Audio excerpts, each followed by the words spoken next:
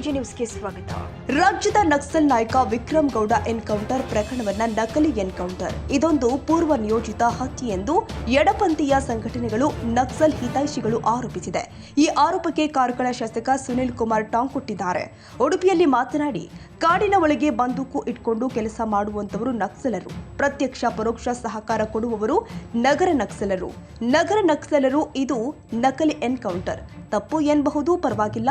ANF ಕಾರ್ಯವನ್ನ ನಾವು ಅಭಿನಂದಿಸ್ತೀವಿ ಎಂದಿದ್ದಾರೆ.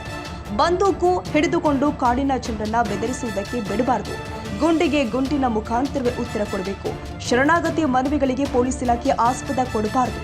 ನಗರ ನಕ್ಸಲರ ಮಾತನ್ನ ಬೆಂಬಲಿಸಬಾರದು. ಸರ್ಕಾರ ಅವರ ಮೇಲೆ ನಿರ್ದಾಕ್ಷಿಣ್ಯವಾಗಿ ಮೊಕದ್ದಮೆ ಹಾಕಬೇಕು ಅಂತ ಶಾಸಕ ಸುನಿಲ್ ಕುಮಾರ್ ಒತ್ತಾಯಿಸಿದ್ದಾರೆ.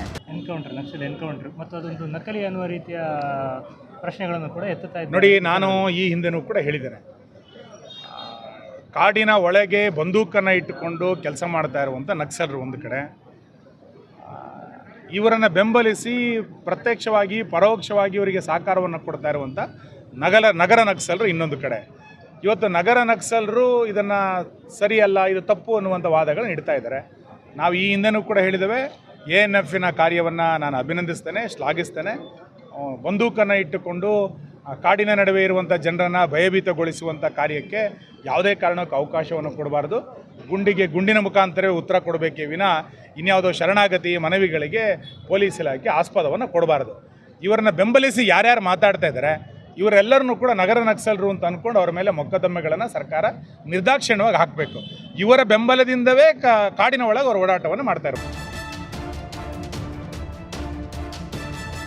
ಕನ್ನಡಿಗರ ಮೆಚ್ಚಿನ ನಿಮ್ಮ ಎಜೆ 24/7 ನ್ಯೂಸ್ ಕನ್ನಡ ವಾಹಿನಿ ಇದೀಗ ಟಿವಿಯಲ್ಲಿ ಲಭ್ಯ. ವೇಳೆ ನೋಟಿಸ್ ಕೊಟ್ಟಿದ್ರೆ ವಾಪಸ್ ತಗೋತೀವಿ. ಇವತ್ತು ವಕ್ಫ್ ಪ್ರಾಪರ್ಟಿ ಅಂತೇಳಿ ಬರ್ತದೆ ಅಂತ ಹೇಳಿದ್ರೆ ರೈತರು ಬೀದಿಗೆ ಬಂದ್ರೆ ಏನ್ ಮಾಡ್ಬೇಕಾಗತ್ತೆ? ಯಾರು ವೋಟ್ ಹಾಕಿಲ್ಲ ಅಂದ್ರೆ ಗ್ಯಾರಂಟಿನೆಲ್ಲ ಸ್ಟಾಪ್ ಮಾಡ್ಬಿಡ್ತೀವಿ.